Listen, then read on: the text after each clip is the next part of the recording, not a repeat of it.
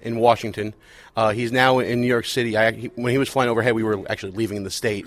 But just wanted to get your reaction to what was said, what the Pope Francis said before Congress yesterday. Refresh my memory. Sure. He said a couple of things. Well, he actually, the one thing I wanted to really talk about is life. When he started talking about life being precious at all stages of life. He didn't really say abortion, but he said all phases of life. So did you take heart in him saying that on the floor of Congress? Well, yeah, I mean, I take heart in that. If he didn't say something like that, I would wonder, are you serious? You know, here's the thing. He's nuancing his speech. Unfortunately, if the Pope is nuancing, what's that going to say to the next generation of these younger Christians, these younger Catholics that feel like, well, I really want to take a stand, but I don't want to say it specifically and hit it head on? Because we have a lot of leaders that are nuancing. I stand with the Pope on life, but I'm not going to nuance it. I'm going to say it straight out. Abortion's murder. It needs to stop, and we need to stand against it, defund Planned Parenthood, and really be life givers in this nation. And we can't forget the first rule of parenting. What the parent does in moderation, the kids do in excess. So if the Pope, as a spiritual father to the world essentially, kind of takes a nuanced stance on life and on marriage and these things, which we kind of know where he's leaning, but there's not that crystal clear clarity coming in as a leader, a clarion, to give a call, if I can say another C, to go out there and say, hey, this is the truth. This is where we stand. And so if he's going to take this slightly moderate stance, then just imagine what the people following him are going to do. They're going to vacate these areas and then relegate their religion to just a private belief that should not affect behavior. I totally agree. You give an inch, they're going to take the mile from you. And at this very critical stage in our nation right now, I don't see a reason why there should be any sort of moderation in your views, especially on issues of life, that is so much on the forefront now, given what's going on with Planned Parenthood. And the fact that the Senate didn't vote to defund was just totally abhorrent to me. I mean, this is something I've been talking on the show about for weeks now. Last question I want to get you guys going, because I know you guys have a packed schedule. You're speaking, you have a book signing. I think you're saving a kitten from a tree later on. I'm not sure. Whatever. But my goodness, to be a Benham and just running around here, it's got to be crazy for you guys to be here. What do you want people to get out of this conference for those who are not here? Give them a sense of the feel that they should be getting from here.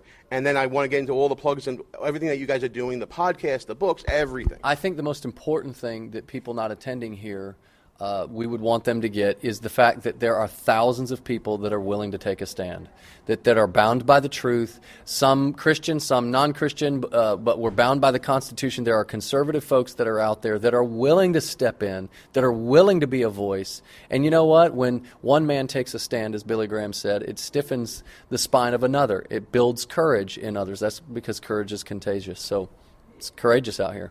Absolutely. All right, so the podcast, the book. I know you guys don't like to self-promote. I was listening to the speech. There was no promotion whatsoever. You know, the marketing people are going to get on you about this. Give everybody all the information, websites, all that fun stuff. Sure. You can stay in contact with us, BenhamBrothers.com. You can find our book there. You can also go to whateverthecost.com. We've got at Benham Brothers Twitter. We've got Jason B. Benham, David D. Benham, and, of course, we've got Instagram. But we also have an app, a Benham Brothers app, that you can download to Android, iPhone. No BlackBerry. We didn't go that route. Doesn't make sense business-wise. But so you can download our app, and in our app, it has our Bible reading schedule in there. It has weekly Bible studies that we do, and we've got thousands of people that are on this thing where every week they're making sure that they're reading through the Bible. They're making sure that they're learning what God is saying through their weekly reading. And David and I are really trying to call Christians to just go deep with the Lord, get into His Word, and then God will come out of you through your mouth and through your actions in time.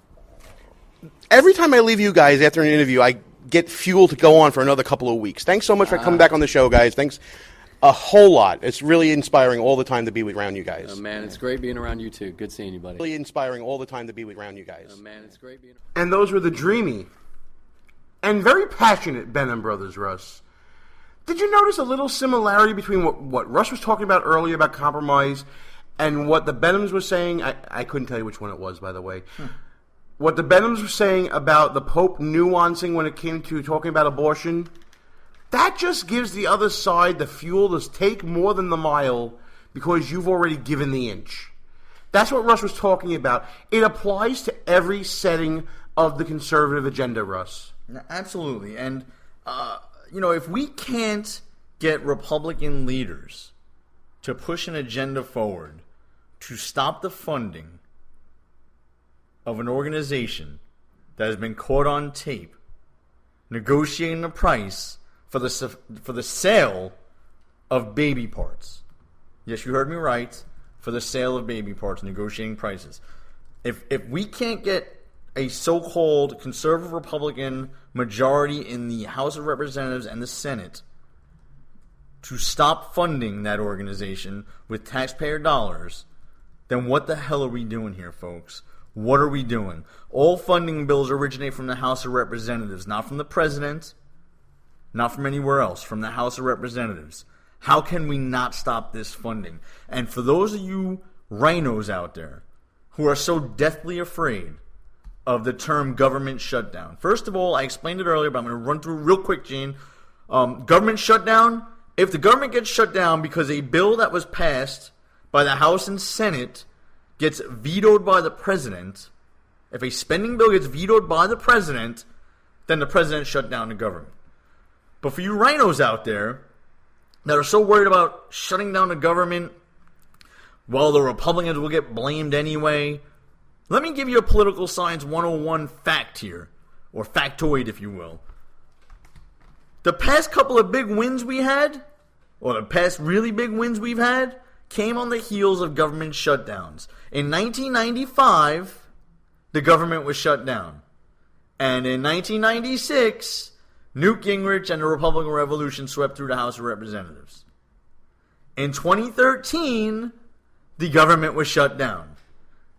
And in 2014, we've secured the House and the Senate.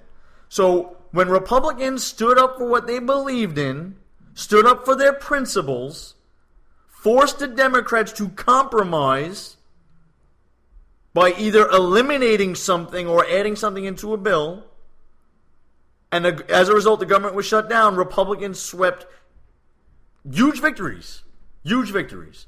So don't be so worried about them, folks. When people actually stick to their guns and show true leadership, the party benefits. So bye-bye, John Boehner, and Mitch McConnell, you're next, buddy. All right, folks. There's nothing I can do to top that other than to give you free stuff. So here's your chance right now. Listen to this interview with Dr. Alveda King from Value Voters. And what we're going to do is we're going to ask you a question after the interview. The first person to answer the question with an email to my personal email, which I'm going to give you right now, gberardelli@gmail.com, or to tweet it at BEL_radio, wins the book. If it's not during the live show, it can be done on the replay, so we'll let you know if there's a winner or not as soon as it happens. Here's our interview with Dr. Alveda King. Listen closely, because that's your chance to win. Gene Berardelli, Behind Enemy Lines. I'm with the busiest woman at the Value Voters Summit, Dr. Alveda King. It's such a pleasure to finally talk to you. I was just at your table. It's amazing. The people come up to you. It's got to be so gratifying and heartwarming to see the response to you and all the good works that you're doing. Gene, it really is. I believe that people are drawn to the love of God. And I try to have as much of that available as I'm able to. And just you pour it out. But guess what? When I pour it out, it comes back to me. So it's just wonderful. This has been an exciting conference. It's been amazing. And everybody has just been moving around, saying hello, talking about the issues. But with these new events of people stepping down out of office and all this kind of stuff, so we have a lot going on. We have so much to talk about. First of all, you brought it up, Speaker Boehner leaving office, kind of a shock to everybody. A lot of the reaction is that Kevin McCarthy or Daniel Webster from Florida is who they're looking at is stepping up at first. I don't know about you, but I'm not really satisfied with just those two choices so far. We can't keep going with status quo with somebody else who can still toe the same line and do the same thing. And so maybe the message still isn't getting through that we're not going to accept that anymore. We don't want the excuses. We've got to go ahead and elevate and do what's right for America. And that's for the sick people, the old people, the elderly people, the babies in the womb, for everybody. And so as we are continuing to insist on this, then you see things changing. So you were just recently in Philadelphia this week, and with Pope Francis was there. Describe the experience of seeing His Holiness in Philadelphia. Well, I actually didn't. We kind of passed each other in crossing. I guess Well, the that's Pope interesting. Mobile passed the train. We were driving to D.C. He was flying to New York. We kind of like flew overhead, but yeah. That was kind of, but I was invited to publish in Inside the Vatican magazine an open letter. So I wrote a letter to him and I asked him, can the lion lie down with the lamb? And I noticed that he was quoting my uncle Martin Luther King Jr. quite a bit. And so my heart was warmed by his visit, actually. I think a lot of people found comfort. I know a lot of younger people are being brought back to the church because they're seeing Pope Francis's kindness, especially to the children, which was highlighted throughout his trip throughout the Northeast. Well, you know, the millennials have responded a lot. The young people, people from across various denominations seem to have been drawn. So I think this just everything that's happening at this time, this moment in time, with the CMP videos, the exposed Planned Parenthood and what they're doing. So many things are happening at once. And I think you have so many candidates in the presidential race. Not so many on the Democratic side, but quite a few on the Republican side. I think that people are saying now we are ready for something different. Not change like we were promised for 8 years, but transformation. We want our country to begin again to be that city on a hill, that shining city on a hill. Absolutely. Now, a lot of the candidates here, some people you can tell truly in their heart believe in a social conservative message. And then there are others, and I'm not going to name names, that come here to get before the crowd, and there was a big crowd here, and have their voice heard. And then there are two candidates that I know of at least, Carly Fiorina, Chris Christie, who didn't show up here. They missed out on a whole lot of education, but they also, I think, are losing out on the three-legged stool of politics, social conservative leg. They're losing out on a whole crop of Republicans that would stand with them if they only just pay attention to what's going on. Well, maybe they want to be what they are showing us. I'm talking about Governor Christie and Carly. I'm a moderate, and that's who I am, and that's what I am. And maybe that's what they want to be true to that. And I'm just guessing. I don't know why they didn't come. I really You're being don't. much nicer than I am. I don't know. But but I think that all the messages that we're getting from them give us something to really consider and be excited about again. And that, to me, honestly, feels good for me to say, oh, God, I can actually vote for one of these people. That feels good to me.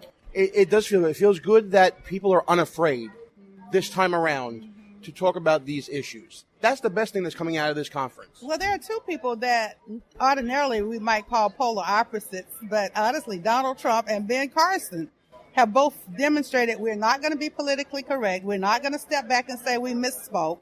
We're going to say what we mean and mean what we say. And I thought that, to me, that's very refreshing to see them do that. I agree with that as well. Dr. Carson came over to We Are America Radio and gave a great interview, as did you. Thank you very much for that. Let's talk about the book. Okay. King Rules. Well, we'll talk about King Rules, and then we also had Bedrock Truth, 8 principles, uncompromising principles Yes, for America, both of them. too. And so, blessedly, with King Rules, those are the values that I grew up on. Was I a perfect person? Did I make mistakes? Did I sin and fall short and have to be restored in Christ? Absolutely. Same thing with my uncle Martin Luther King, my daddy A.D. King, granddaddy, our whole family. But we're people who have always loved a perfect God. And those perfect rules that God gave us are in that book. The bedrock principles, those 8 uncompromising principles, the same thing. And so I'm inviting people, if you're here at the conference, great, come by and see us. If not, find us. And these books are just available for you. I wrote them for you, so I'm happy to have them for you. And we're happy to be giving one of them away. We're going to give away a signed copy of King Rules on the show. The way it's going to work, folks, is you're going to listen to this interview, and we're going to ask you a question about it on next week's show. The first one to email a response that's correct to us will get the book. It's going to be exciting. So, and we want to thank you so much for providing the book for us. And it's so amazing to finally get to talk to you. We follow each other on Twitter, which, by the way, is cool in and of itself. Yeah, because I To do have on my someone- phone, actually. I can tweet on my phone. I can really do it. To have someone like you follow little old me Yeah. on Twitter and to be responsible